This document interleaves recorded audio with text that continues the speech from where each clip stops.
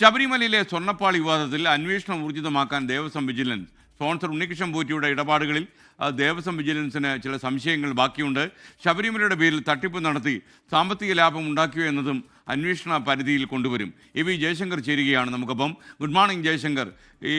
ഈ ഉണ്ണികൃഷ്ണൻ പോറ്റിയെ കൂടുതൽ വിജിലൻസ് ചോദ്യം ചെയ്യും എന്ന വാർത്ത വരുന്നുണ്ടല്ലോ, വിവരങ്ങൾ?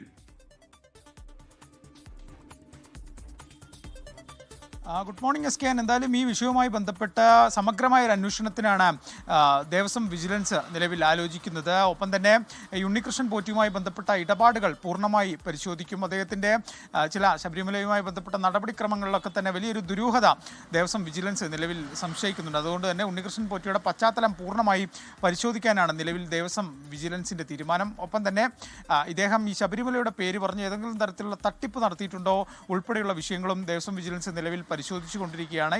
ഒരു പ്രാഥമികമായ വിവരശേഖരണമൊക്കെ നടത്തിയ ശേഷം ഉണ്ണികൃഷ്ണൻ പോറ്റിയെ വിശദമായി ചോദ്യം ചെയ്യാനാണ് ദേവസ്വം വിജിലൻസിന്റെ തീരുമാനം. നോട്ടീസ് നൽകിയ ശേഷമായിരിക്കും ചോദ്യം ചെയ്യലുണ്ടാവുക. എന്തായാലും ഇതുമായി ബന്ധപ്പെട്ട് ഉടൻ തന്നെ ഇതിന്റെ നടപടിക്രമങ്ങളും കാര്യങ്ങളിലേക്കൊക്കെ തന്നെ വിജിലൻസ് കിടക്കും. എന്തായാലും നിലവിൽ ഹൈക്കോടതി 30 ദിവസമാണ് അനുവദിച്ചിരിക്കുന്നത്. 30 ദിവസത്തിനുള്ളിൽ സമഗ്രമായ അന്വേഷണം നടത്തിക്കൊണ്ട് ഇതിൽ ഏതെങ്കിലും തരത്തിലുള്ള അനധികൃത ഇടപാടുകൾ ഉണ്ടായിട്ടുണ്ടോ, അനധികൃതമായി കാര്യങ്ങൾ നീങ്ങിയിട്ടുണ്ടോ എന്ന വിശദമായൊരു പരിശോധനയാണ് നിലവിൽ ദേവസ്വം വിജിലൻസ് നടത്തിക്കൊണ്ടിരിക്കുന്നത്. സ്കെയിൻ. Okay, thank you.